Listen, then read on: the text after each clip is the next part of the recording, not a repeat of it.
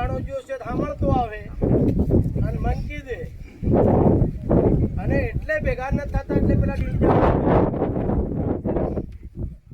આ corridor highway ની લડાઈ આ અમારી હાથે છે, બધા લડવાવાળા છે. પોલીસ સ્ટેશનો ફેરવ્યા પણ અમે આજ સુધી ડગ્યા નથી. 9 વર્ષથી લડાઈ લડી રહ્યા પણ આપણી અંદર જ કેવો સડો કે કાલ ઉઠી નહીં કરે. આ તો પહેલા તેમ વાત ઉડાડે તે સારું કરે એ લોકો આપણી ચમચાગીરી કરીને જાય. સાહેબ ફલાણા નાઈન મિલતો ને એટલે લડાઈ બંધ થાય. દિલ્હી બોમ્બે કોરિડોર હાઈવે નીકળ્યો એ વખત 34 નામની લડાઈ આપણે ચાલુ કરી. પછી આપણને બેનિફિટ મળે એવું નહોતું કેમ કે પેલી વાર કોળી અને પટેલોને હરિજનોને એવા હતા અને આપણો ઝાલોદ તાલુકો એવો હતો કે ટોટલ આદિવાસી હતા. એને લીધે ગયા વર્ષે ને પછી આગલા વર્ષે હાઈકોર્ટમાં આપણે ગોવિંદા અગ્રવાલ એ ઝાલોદના ખેડૂતો જમીનને બદલે જમીન આવે. હવે સરકાર એમ કે મારી પાસે જમીન નથી એટલે ગોળ કરે. આથી 24 જાન્યુઆરી આપણે કેસ દાખલ કે કોટડા હુકમ અંતર્ગત અમને જમીનને બદલે જમીન આલો એટલે આમુંજી વળતર મળ્યું છે કે રોડની જમીન તો નહીં લીધી એ વળતર મળ્યું છે એનું ડબલ વળતર અમારે 2 વર્ષ થઈ ગયા કે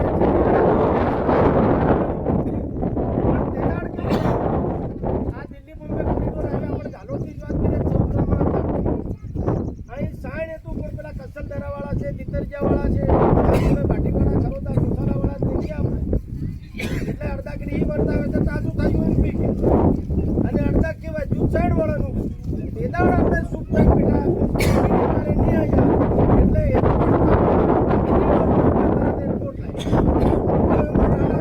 અને સાદાની જમીન તો બી આજુબાજુવાળા તમે કઈ ના નહીં દોડી એના એરપોર્ટની બી વાત કીધી ખાલી જંગલની જમીનમાં પગ પસેરો છે 11 ગામોની જમીન જાય હેલિકોપ્ટર નથી ઉડી જાય વિમાનને જોડવા માટે 8 કિલોમીટરનો રનવે જોઈએ. આ તમે સાઈડવાળા એમ કહેતા રોડથી ફરવું છે એની વાત છે.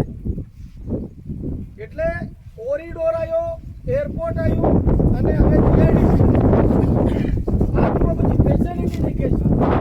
કોરિડોર કાં થાય તો કે આપણે થઈ 3 રાજ્યોની બોર્ડર પડે એટલે આપણને પણ નામ ડોમેસ્ટિક આવ્યું છે પણ લગભગ ગુજરાતમાં એરપોર્ટ પડે તો આપણે એવું બન્યું અને તેના સારું ઉદ્યોગપતિને ઉદ્યોગો નાખવા માટે આકર્ષવા માટે આ લોકો જીઆઈડીસી લાવી.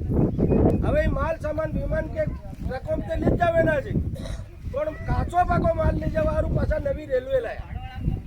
એ કેમ આપણે કોઈકનું જાતું હોય એટલે પહેલી તો આપણી નીતિ એવી છે કે પેલો આગળ નહીં વધવો જોઈએ કે નીચો પડે તાજુ આપણા બિલની નીતિ છે એટલે આ બધી યોજના આવી. હમણાં દાડે મેં જાણ્યું કે દાડે અમારે મરણ થઈ ગયું છે પેલા બોડા ડુંગર તળાવમાં માણસ સમાજનો પડી મરી ગયો છે લાઠીચાર્જ થતા અમે નહોતા આવી શકીએ પણ તમારામાંથી જેવા અમુક માણસો હતા કે પોલીસ સાથે મળીને આ લોકોને અમુક માર ખવડાવવાનું કામ બે પકડવાનું કામ બી તમારા સાઈડ છાટકા દચલદરાવાળા જ કર્યું છે ભાઈ. આ વાત ખોટી વાત મને કહો.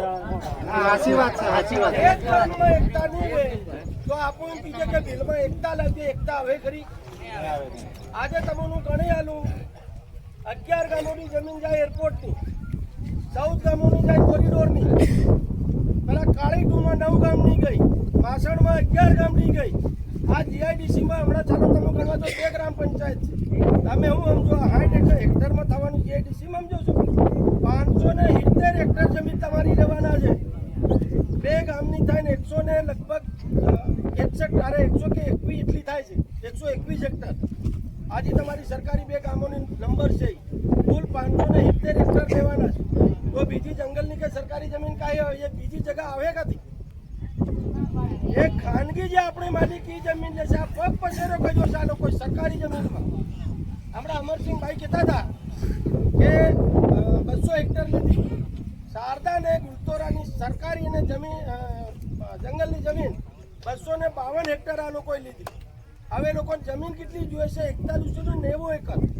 તો એ બીજી જમીન શારદા ગુલતોરામાંથી કાઢી આવે ખેડૂતોની લેવાના કે આ લોકોએ હું દેખ્યું તમારા અનાજ નદીનું પાણી એક તો મફત મળી રહે, મોટા ઉદ્યોગો આવશે. હમણાં કોઈ ભાજી મળ્યું હતું ગુજરાતમાં પેલા મોટા ઇન્ડસ્ટ્રીયલ એરિયા પસંદ કર્યા એનું આજે વોટ્સએપમાં મેં જોયું છે. એટલે આ જીઆઈડી બનશે ને એ બી તમારે અંકલેશ્વર ભરૂચ કરતાં મોટી જીઆઈડીસી બનશે. એટલે હજુ બી આજુબાજુવાળાને કહી દેજો કે આ કસલદરામાં સરકારી 2 નંબર છે, સાણ હાથી એના પૂરતી જમીન નથી. આ બધા આપણે બરબાદ થઈ જવાના છે. આપણે ભાષણ કરવા નથી આવ્યા. આપણે બીજો રોડ આવે છે દહેગામથી ગોલકોસલા ટૂટી કંકાસિયા થઈ અને કુશલગઢ. બીજો આમાં ડગેજામાંથી એરપોર્ટ હારું 4 લેન આવે માર્ગ એ રિપેર થાય તો ખાટલા જેવું ડ્રોન મારતા ફરે. આજે 9 વર્ષથી મારી સહારો જગાની જતી હોય બીજાની નહીં જતી હોય માણસો લડતા હોય તો તમારી ફરજમાં હું આવે એમ કહું. એટલે તારું મારું કરવાનું છોડો અને અમે તમને સંજયભાઈએ કીધું તેમ સપોર્ટ કરવા માટે તૈયાર. પોલીસવાળાનો પહેલો ડીંડજો અમો ખાઉં આપણો પોલીસવાળાનો ડીંડજો પહેલો અમો ખાઉં પણ અમારી વાહે તમારું પીઠબળ જોઈએ, તમારી સેના જોઈએ. એ આજે એટલા ભેગા થઈ યાત્રા લડાઈ લડ